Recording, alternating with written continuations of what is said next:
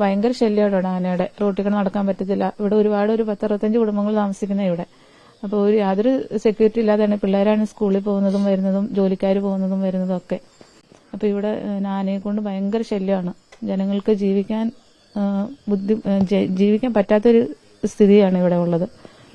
അധികാരികൾ കണ്ണു തുറന്ന് എന്തെങ്കിലും ഇനിയൊരു ഇത് ഉണ്ടാവല്ലോ, ഞങ്ങൾക്ക് ഉണ്ടായ നഷ്ടം ഇത് വേറൊരു വീട്ടിലുണ്ടാവല്ലോ, അത്രേ പറയാറുള്ളൂ.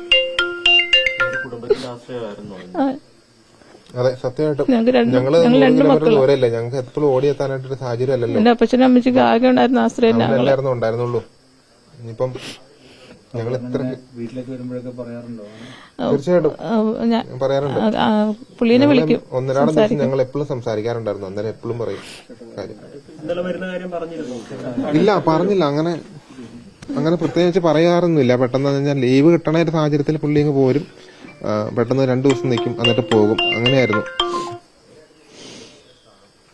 അല്ലാണ്ട് പ്രത്യേകം ഒരു ഇതൊന്നും പറയാറില്ലായിരുന്നു. കുടുംബത്തിന്റെ മനോഭാവത്തിലും കളക്ടർ ഇന്നലെ വന്നിരുന്നു. ഉറപ്പ് അനുസരിച്ചുള്ള കാര്യങ്ങളൊക്കെ ചെയ്തു തന്നിട്ടുണ്ടോ? എന്തായാലും അവരിന്നലെ നിന്ന സാഹചര്യത്തിൽ അവരിങ്ങനെ ഇത്ര എമൗണ്ട് ഒന്നും കൃത്യമായിട്ട് ഞങ്ങൾക്ക് കൃത്യം അറിയില്ല. എങ്കിലും ഒരു സഹായം ചെയ്യാമെന്ന് പറഞ്ഞു. പക്ഷെ അത് അധികാരികളുടെ മുമ്പിലും ആളുകളുടെ മുമ്പിൽ വെച്ചും പറഞ്ഞത് മാത്രമുള്ളൂ എന്ന് ഞങ്ങൾക്ക് സംശയമുണ്ട്. പിന്നെ ഇതിങ്ങനെ മുന്നോട്ട് പോയാൽ ഇതിനി നാളെ ഒരു എൽദോസിന് ഇങ്ങനെ ഒരു സംഭവം ഉണ്ടാവരുത്. ഇതിൽ നിന്ന് നിന്ന് പോകണം. കാരണം ഈ ആനയുടെ ശല്യവും മറ്റു മൃഗങ്ങളുടെ ശല്യവും കൊണ്ട് ഒരുപാട് മനുഷ്യരിവിടെ ബുദ്ധിമുട്ടി ജീവിക്കുന്നുണ്ട്.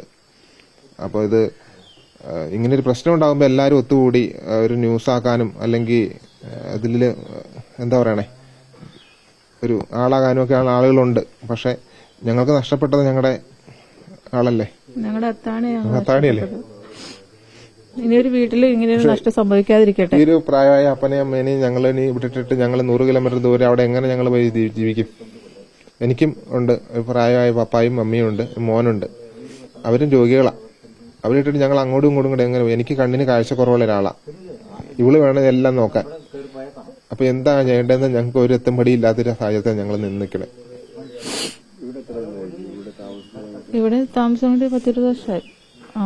ആകെപ്പാടി 5 സെന്റ് സ്ഥലമുള്ളൂ, പട്ടയില്ലാത്ത 5 സെന്റ് ഉണ്ട്. ഇപ്പൊ ഒരു 10 വർഷമായി കാണും ഇങ്ങനെ സ്ഥിരമായിട്ട് ആനശല്യം ഉണ്ടാകാൻ തുടങ്ങിയിട്ട്. അതിന് മുമ്പൊന്നും കുഴപ്പമില്ലായിരുന്നു.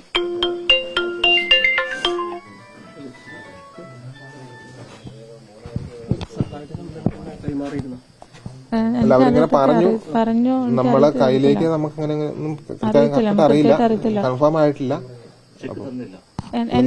നമ്മളെ കയ്യിലേക്ക് തരുമോ അല്ലെങ്കിൽ നമുക്കത് കറക്റ്റ് ആയിട്ടൊന്ന് അവർ പറഞ്ഞു അവിടെ വെച്ച് തരും എന്ന് പറഞ്ഞു തന്നു പറഞ്ഞു, കൈമാറിയിട്ടുണ്ടെന്ന് പറഞ്ഞു. പക്ഷെ അത് നമുക്കൊരു വിശ്വാസയോഗ്യമായ ഒരു വാക്കാണെന്ന് എനിക്ക് തോന്നിയില്ല. കാരണം ഇതിനു മുമ്പ് ഇങ്ങനെ പല കാര്യങ്ങൾ ഇങ്ങനെ പറഞ്ഞിട്ട് ഇങ്ങനെ അതൊന്നും കിട്ടാതെ പോയ സാഹചര്യങ്ങൾ നമ്മളെല്ലാം കണ്ടിട്ടുണ്ടല്ലോ. അപ്പൊ നമുക്കറിയില്ല നമുക്ക് കിട്ടുമോ. അതിനല്ലല്ലോ നമ്മുടെ നഷ്ടത്തിനല്ലല്ലോ, എത്ര ലക്ഷം അതല്ലല്ലോ. നമുക്ക് നാളെ ഒരു സാഹചര്യത്തിൽ ഇനി ആർക്കും ഇങ്ങനെ ഉണ്ടാവാതിരിക്കാൻ ഒരു സാഹചര്യങ്ങൾ ഇവിടെ വഴിവിളക്ക് സ്ഥാപിക്കുവോ അല്ലെങ്കിൽ പെൻസിലിംഗ് സ്ഥാപിക്കുവോ, അങ്ങനെ ഈ മൃഗങ്ങളെ തുരത്താനുള്ള എന്തെങ്കിലും മാർഗങ്ങളൊക്കെ കണ്ടുപിടിക്കുക. കാരണം ഇവിടെ ഇനിയും ജീവിക്കാനുള്ളല്ലേ ആളുകള്. ഞങ്ങൾ വന്നത് അവിടെ നിന്നല്ലേ വന്നായിരുന്നു. 3 മണിക്കൂറാണ് ഇവിടെ വരാൻ വേണ്ടിയിട്ട്.